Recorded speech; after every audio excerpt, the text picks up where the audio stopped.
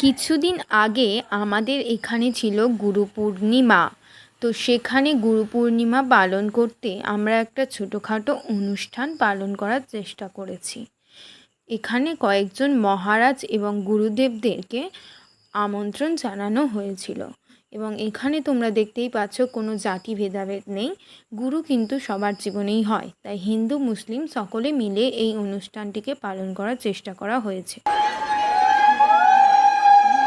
এখানে কিছু মেয়েরা লাল পাড় সাদা শাড়ি পরে মাথায় কলসি নিয়ে গুরুদেবদেরকে সম্মান জানাচ্ছিল।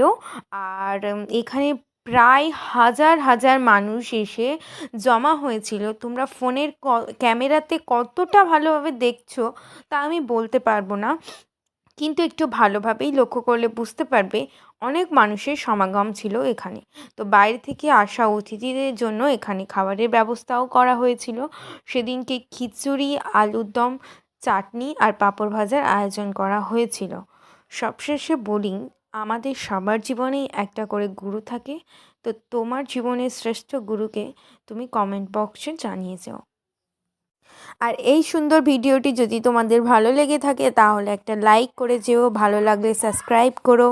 বাই।